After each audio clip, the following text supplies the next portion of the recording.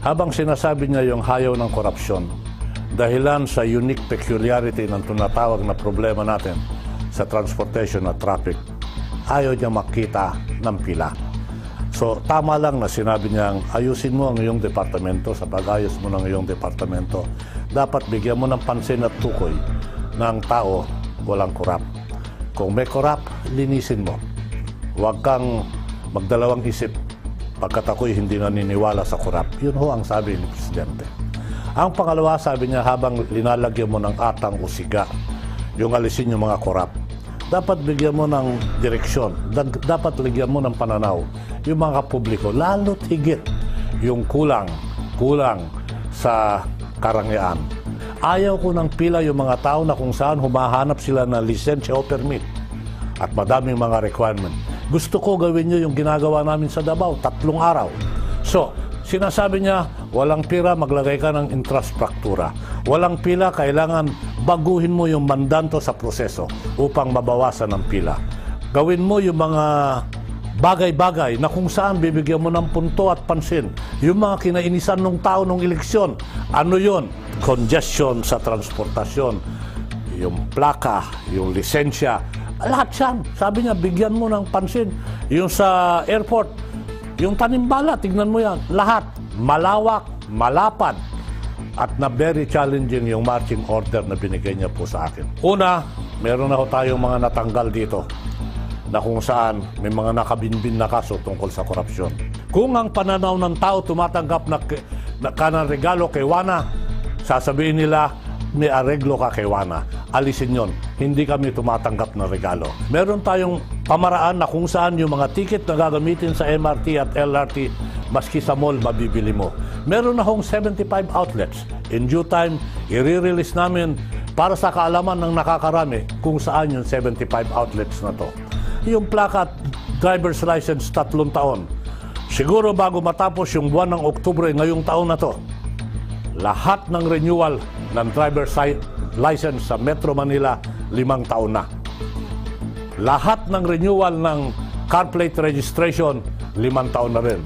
Gawin na rin natin dito yung pag-manufacture ng plaka upang makontrol natin yung tinatawag na supply and demand sa pangangailangan ng plaka. Kung kinakailangan, imbakin ko yung equipment na kung saan merong analytics, dalhin ko dito, dadalhin at iimbak natin dito yan upang ang produksyon ng plaka dito magawa. Tungkol sa tanimbala, pagkat ako'y naniniwala ng solusyon dyan, simple lang po.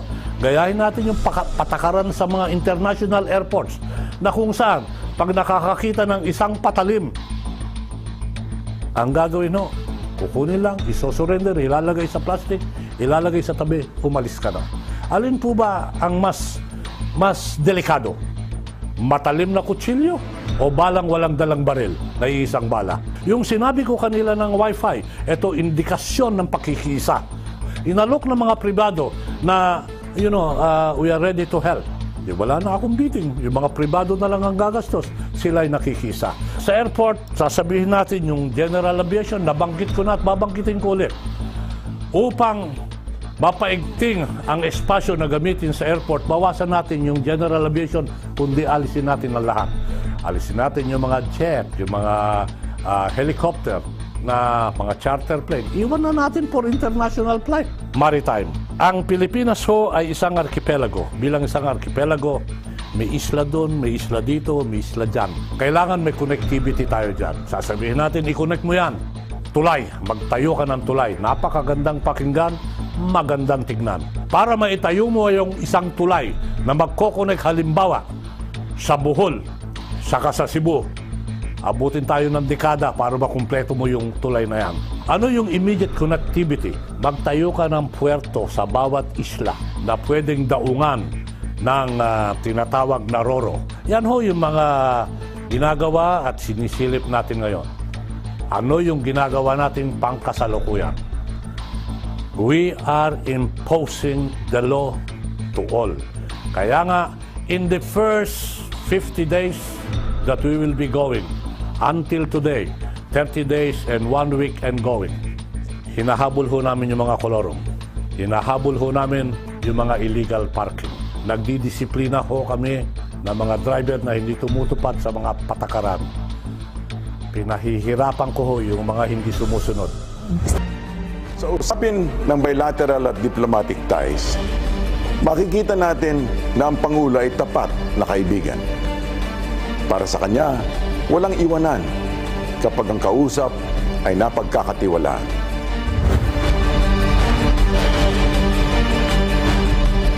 Japanese Foreign Minister Fumio Kishida talked about the support of the Japanese government for the development of Mindanao. During the meeting, an infrastructure loan of $2.24 billion for the railway project from Tutuban to Bulacan and patrol vessels to enhance the Philippine Coast Guard capabilities were agreed upon. President Duterte was particularly sensitive to developed countries that he perceived as limiting or dictating upon developing nations like the Philippines. But he was agreeable when the U.S. Secretary of State discussed the Paris Climate Agreement, as long as it took into consideration Philippine economic plans. The President wants the Philippines to industrialize, to create more jobs, and improve the skills of the country's workforce.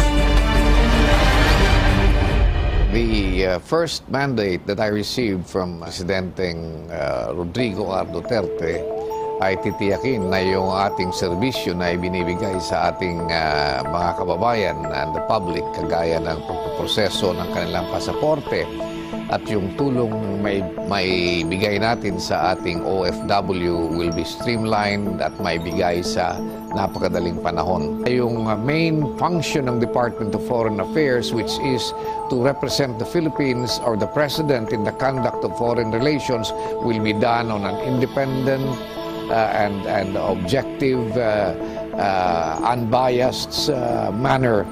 And this is what we are doing, lalo-lalo na dito sa ating China Sea dispute, dahil nanalo na tayo insofar as the legal basis for our claims dito sa ating exclusive economic zone. Pinipilit natin na we will be able to engage China to make sure na yung ating mangingisda ay talaga makakabalik na sa Scarborough Shoal at i-recognize nila po yung ating karapatan in exercising our rights over the disputed area. In this regard, nakuha na rin natin yung unified statement ng ASEAN.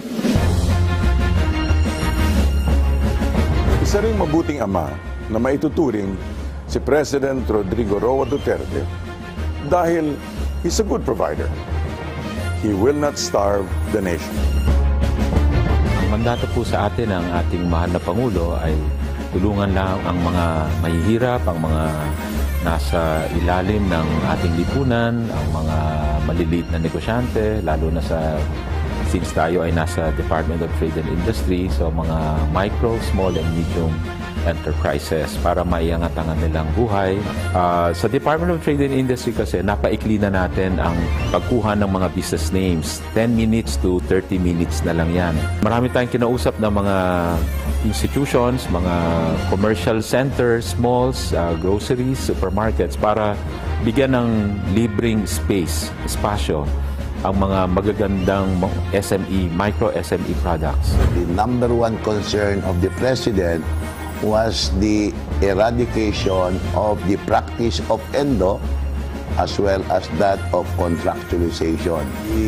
One of the more significant accomplishment of our department is a program which we call the One-Stop Shop, which addresses the problem of our overseas migrant workers. We're actually conducting a nationwide survey right now of soil suitability all over the country so that we'll be able to identify which areas could produce what kind of food for the country. Number two, we are also conducting the National Food Consumption Quantification Survey because we would like to know what kind of food do Filipinos eat and where do we produce this kind of food. A third is we are attacking the 10 poorest provinces, 10 every year. We have already identified the first 10 provinces where we will implement the SAAD program. It's called Special Area for Agricultural Development. We are identifying the weaknesses and the strengths of these provinces, and we are putting in extra effort to really lift them up.